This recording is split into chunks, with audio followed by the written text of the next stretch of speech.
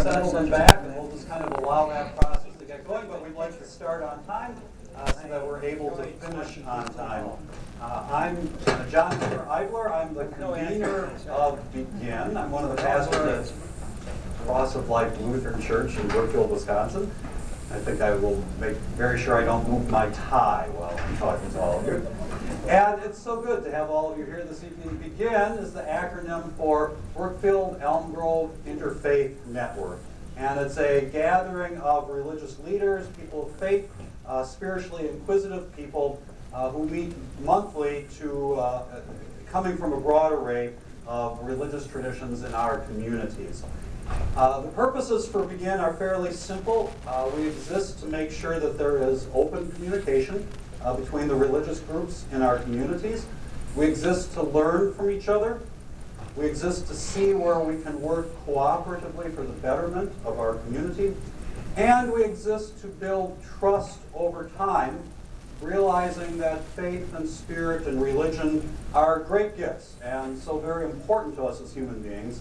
But as a result, sometimes they can also be sources of divisiveness and hurt in human life.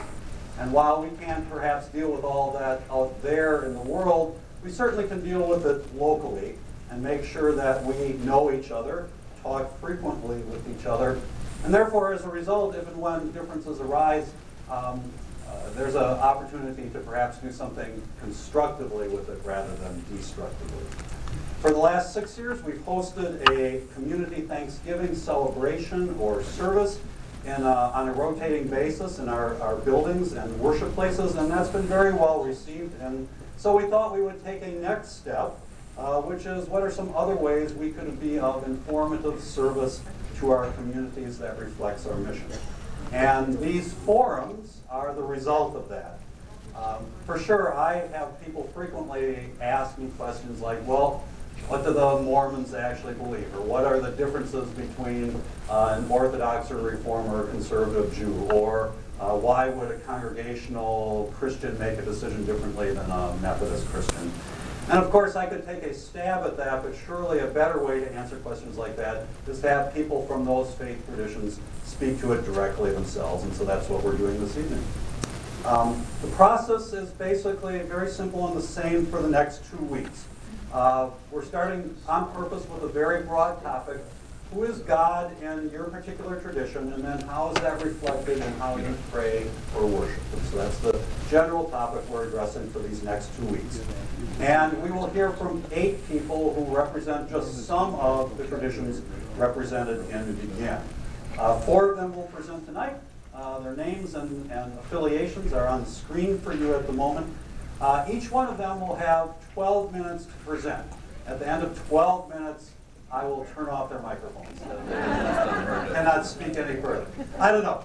There's a little grace in there, but roughly 12 minutes. Then what I'd ask you to do as an audience is we'll take maybe 2 to 3 minutes after that presentation. If you have a clarification question you'd like to ask at that point, something factual they said that you would like clarified or something you didn't quite hear, ask it then. If you have a broader, more interpretive question, hold on to it. So just short kind of clarification questions. And we'll do that for all 4 of our speakers, which will take us roughly an hour, which is going to leave us maybe 20, 25 minutes at the end for a broader discussion, which could go in one of 2 ways.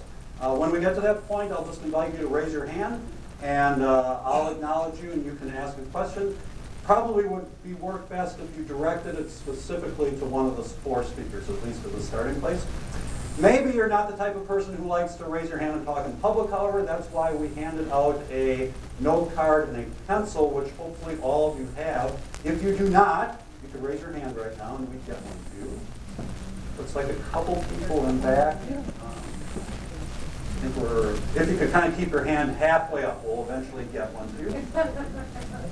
At the end of that first hour, we'll pass a couple of baskets around, and you could put your note cards in there, and they'd make their way up here, and we would use them to ask questions of the speakers as well. We may have more questions than we can handle in the time, or not.